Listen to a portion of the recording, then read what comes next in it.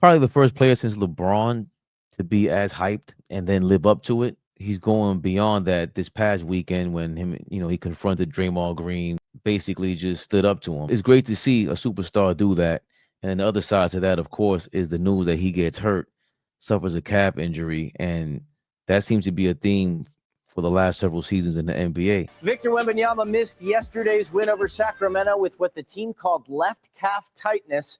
Now, many of us thought it was probably just a one-day off precaution, seeing as there was no specific incident that led to the injury. But the team is going to hold him out now for at least 2 weeks, I'm told, and possibly longer after diagnosing it a calf strain. Victor's looked like an MVP candidate through the first 3 weeks of the season, averaging career highs in points, rebounds, and assists per game. He leads the league in block shots, not to mention the impact he's having just protecting the paint down low. The team says the injury occurred in Friday night's 1-point loss to the Warriors. Again, can't pinpoint exactly which play, but Victor did play 38 minutes on Friday night, and the team wants to be extra cautious with their 21-year-old superstar. I think it was just something that he felt. I don't think there was a specific play. And, obviously we've seen around this league recently, the calf tightness thing is not something you want to take lightly. So just got to get some more information and don't want to push it there. Around the league, here's what Mitch Johnson's talking about. Tyrese Halliburton was dealing with a calf strain, which then turned into a torn Achilles in Game 7 of the NBA Finals. He's now out for all of this season. All-Stars DeJounte Murray, Damian Lillard, and Jason Tatum also on the shelf with a torn Achilles. And these three guys had dealt with calf injuries prior. The calf muscle directly connected to the Achilles tendon. And if the calf isn't 100%, it puts that much more stress on the Achilles. The thing is, it's a lot easier to come back from a calf strain than an Achilles injury. You're looking at a few weeks to a full season. Of course, the Spurs are going to play this safe with their star player. It's better to miss a few games in late November if it means being fully healthy in early May. Here's what's ahead in late November. 5 of the Spurs' next 10 opponents have records above 500. 2 home games against the Grizzlies over the next 2 weeks. And of course, that's important. The games that are up ahead for the San Antonio Spurs and really for the NBA. Like, this is a big deal because of the fact that this is the premier athlete of right now. Wemby is a freak athlete. People think we've never seen this before, but of course, us old timers with gray in our beard, we can point to a Ralph Sampson, and he suffered injuries. And most of the time, players of that size, they get injured, especially when they're athletic and they're just that supremely talented and skilled. Chet Holmgren has struggled since coming into the NBA. These tall, lanky guys with injuries. Chet Holmgren has for the Oklahoma City Thunder. He's been playing well this year, though. He's not the first one to suffer through these injuries. And I think it's becoming a theme. We do have to watch out for it. And ironically, so Wemby suffered that injury against the Golden State Warriors, and Steve Kerr spoke to or was talking about the rise of NBA injuries, and he's calling for a shorter season, which who wants to hear about that as a fan? With all these prices going up, you got to pay $200 to watch every NBA game, but nobody watches every NBA game. Steve Kerr is quoted, "Is dramatic. The pace difference is dramatic. This team tonight has really upped their pace compared to last year. I think across the league, everybody understands now it's just easier to score now if you can beat the other team down the floor, get out in transition. But when everybody's doing that, the games are much faster paced and everyone has to cover out to 25 feet because everyone can shoot threes." Kerr said the medical staff of the Warriors has continued to show him all the numbers that backed up the trend.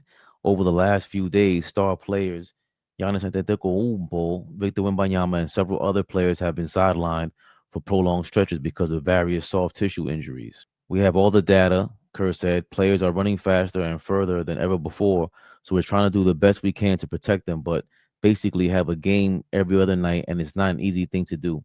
The medical staff believe that the wear and tear, the speed, the pace, the mileage, it's all factoring into these injuries. Kerr said, I bring it up a lot, and I just think if we're actually focused on the product, it would be great.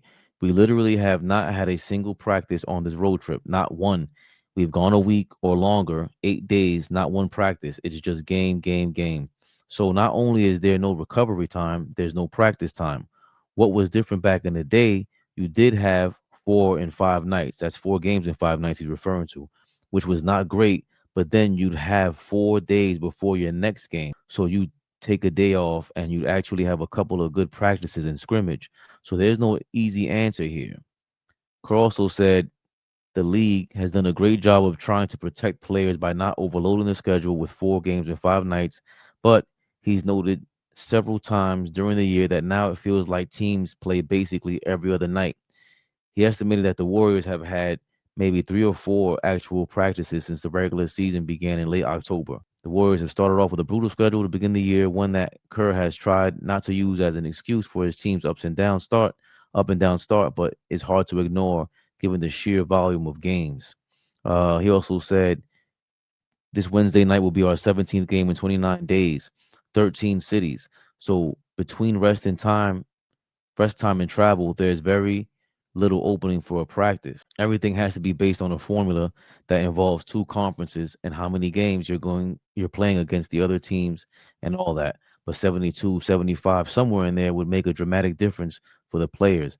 I think the revenue is so high, and I don't think it would affect the national TV money because you'd still get all the national games. It would affect home game gate receipts, local TV. So for sure, there would be some revenue loss, but I can't really prove that the product would be better if we had 10 fewer games. But I would bet on it. Sorry, I can't say that. I would guess that that would be the case. The tricky part is all the constituents would have to agree to take less revenue. And in 2025 in America, good luck in any industry. Imagine some big company saying, you know what? We're not as concerned about our stock price. We're actually concerned with employing people and giving people a stable job and making our product better. Come on, that's not happening. We know that. And that's Nick Friedel, who now writes for the Warriors, who I'm no real fan of because he was going crazy on Kyrie Irving. I'll forever hold a grudge against him for starting that mess and poking at a young man. But I digress. Obviously, Steve Kerr is someone who played in the 80s and 90s, high school, college, and pros. Was a part of championships. So he's been a part of going into deep into a season, 2 different dynasties, 3 different dynasties if you include the Spurs, who I consider a dynasty because the Tim Duncan dynasty was serious. But that's the Bulls, the Spurs, and the Warriors. So for him to say that, people have mixed feelings about it. You'll call these guys soft, and to not be able to have time to practice and trying to figure that out, it is weird since you have a guy from the old school attempting to figure this thing out. And I'm going to always shed my opinion if you haven't heard it before.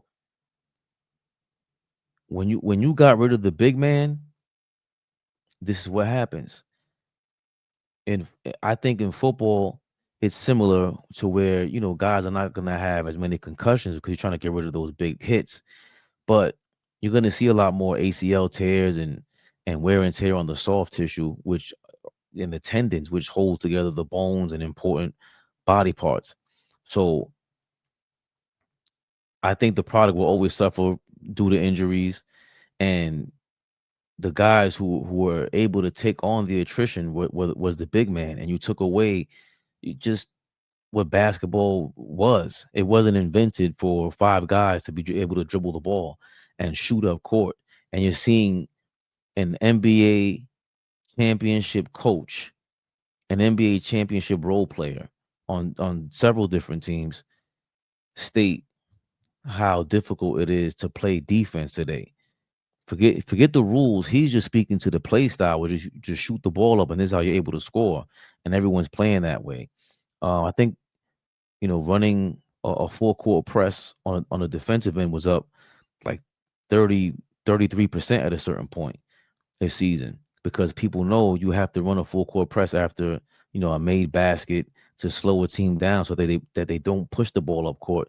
You saw the Miami Heat go from ranking 29th and 30th in the league to in pace to now they're first in the league, and they push the ball up all all game long. You know, that's old school West Coast style offense, and the Miami Heat play on the East Coast. So, you know, that's how far we've come along and how the game evolved, the evolution of it, which, you know, is always spoken to how much better players have gotten in terms of skills, but it isn't necessarily true because we still have yet to solve the evolution of injuries.